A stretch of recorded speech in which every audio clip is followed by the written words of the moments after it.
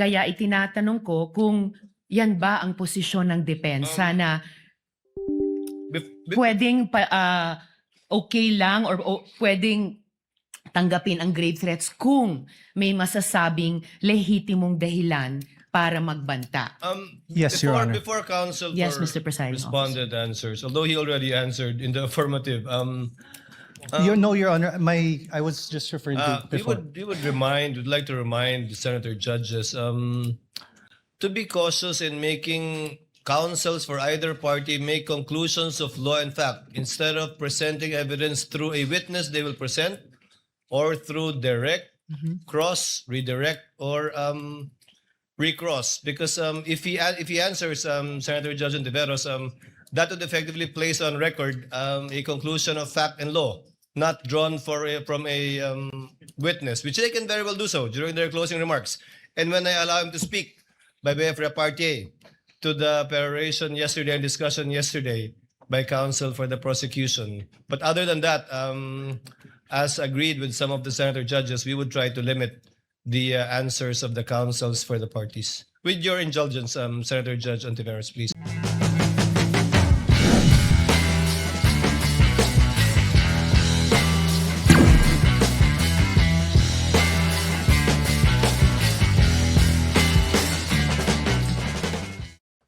Para sa counsel for the defense, Mr. Presiding Officer, just for clarity, ano pong relevance nung video na ipinakita ni Attorney Zuleika Lopez?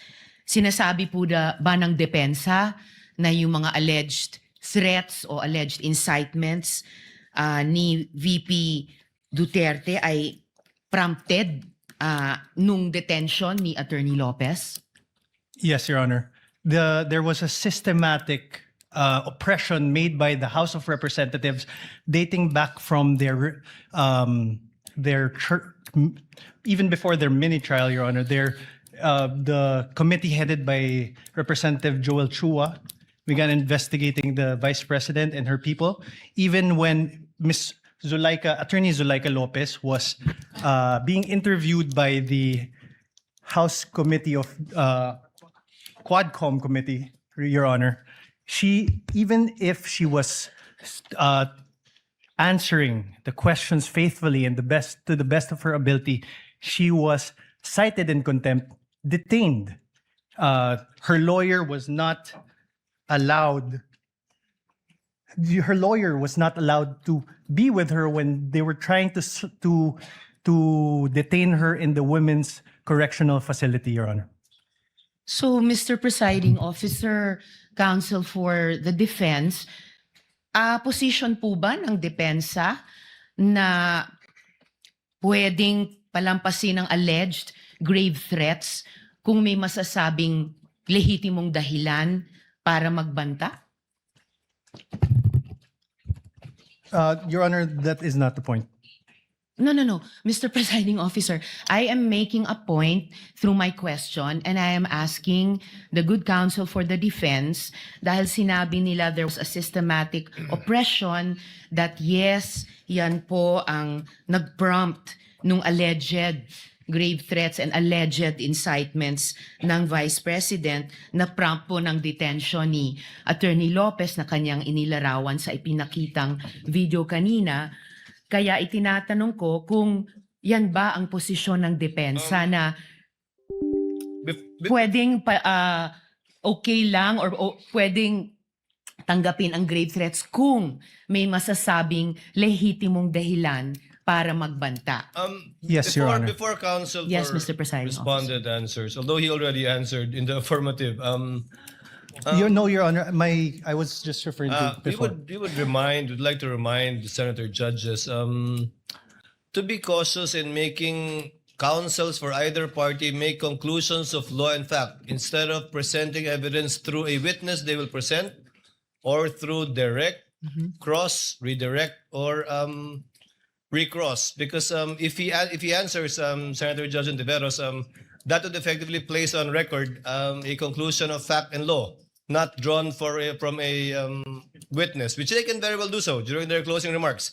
And when I allow him to speak by way of repartee to the peroration yesterday and discussion yesterday by counsel for the prosecution. But other than that, as agreed with some of the senator judges, we would try to limit the answers of the counsels for the parties. With your indulgence, Senator Judge Ontiveros, please. I submit, Mr. Presiding Thank you, ma'am. Officer, may I just in closing make of record that I also appreciated and also submitted to the ruling of the presiding officer yesterday because I appreciated that it partook of the history of impeachment proceedings in this court.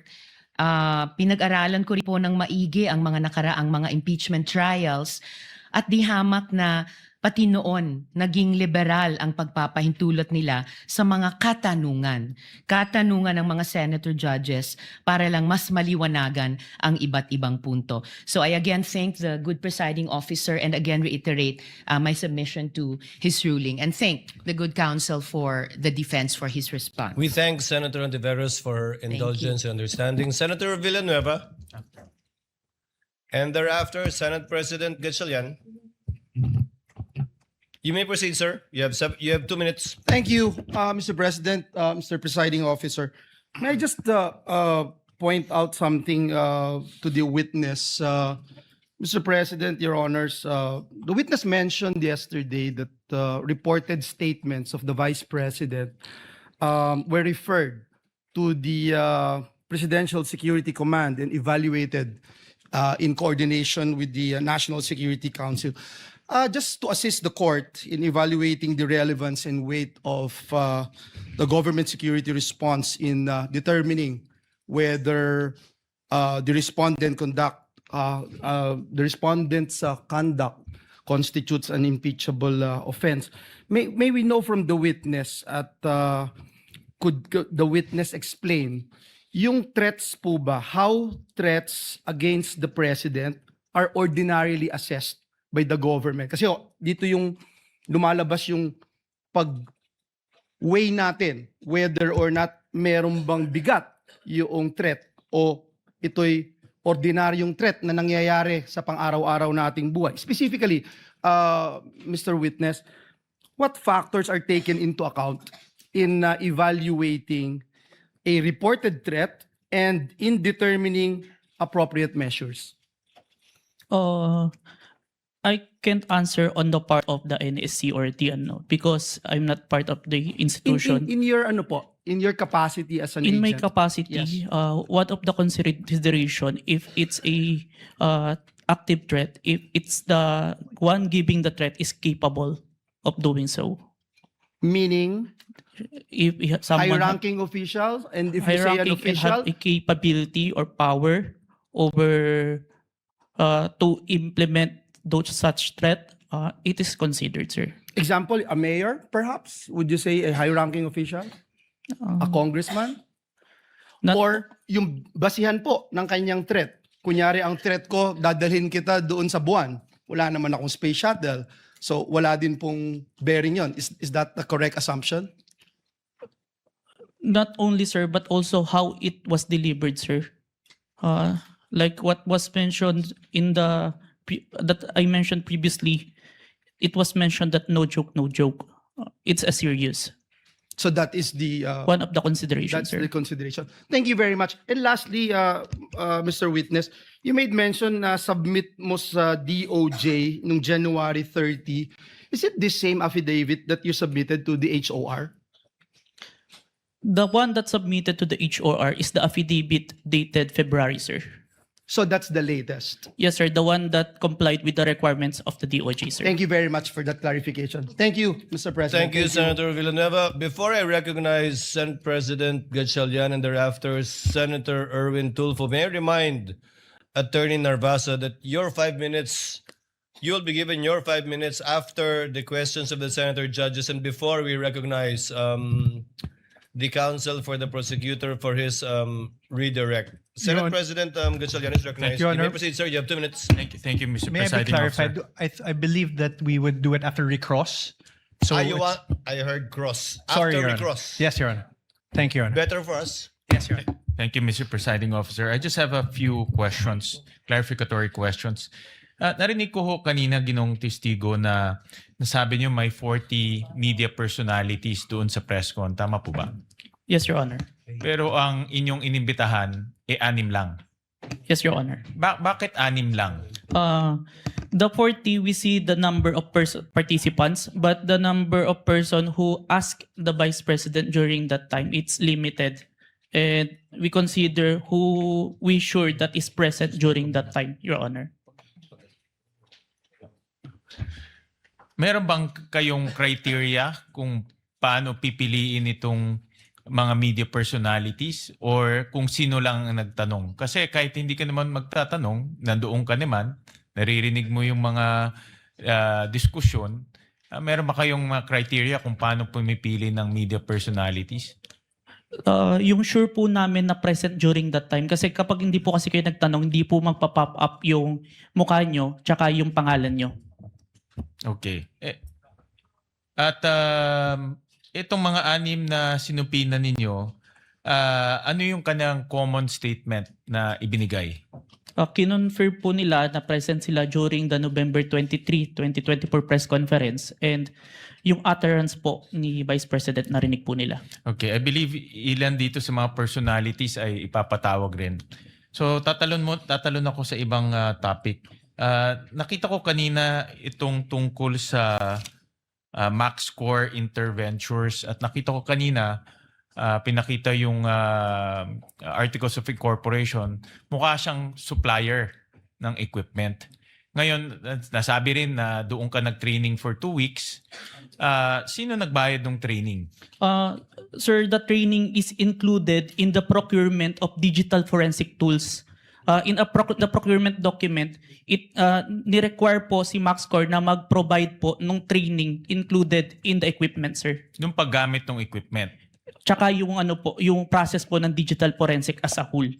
Yung kanya lang sila ba ay 'di ba sa mga IT, let's say Oracle, alam natin kilala yan pagdating sa IT. Si MaxCore ba ay kilala pagdating sa digital forensic training? Kasi pag nakita ko kanina talagang supplier sila, but are they a well-known or internationally renowned training organization? It's not the MaxCore itself, but it's the trainer that they provide, sir, that is capable in training us, sir. Itong trainer na ito, certified siya in this type of technology? Yes, sir. The trainer has a lot of certifications in relation to digital forensics, sir. Can you name a few certification na meron itong trainer na ito? I can't remember, Let's sir. say Oracle or let's say Microsoft, di ba? May mga ganyan No, yan. sir. CompTIA, sir. CompTIA training. I believe he also have a certified ethical hacking certification and a lot more, sir. When it was presented to us, sir. All right. So itong mga trainers nito ay certified trainers na pwedeng mag-train sa iyo at magiging certified ka rin. Yes, sir. Initial na akong certificate, sir. Lastly, Mr. Presiding Officer, after training, nakakuha ka ba ng certification na katulad sa kanila? No, sir. But that certification that I was trained by them, sir. Pero ikaw mismo, are you certified to do forensic examinations for your purpose and responsibility? I have a certification, sir. I am a certified computer hacking forensic investigator, sir. Itong forensic analysis, meron kang for this purpose, itong pinag-uusapan natin. The computer, the authentication, sir, part or as a whole, sir? As a whole. I have a certification in computer hacking, sir, specific. But I have trainings in relation to the... Iba yung hacking eh. Yung pinag-uusapan natin, forensic examination ng video, forensic examination ng mga ganitong bagay. Meron kang certification doon? I have certificate, sir. All right. Thank you, Mr. Presiding Officer. Senator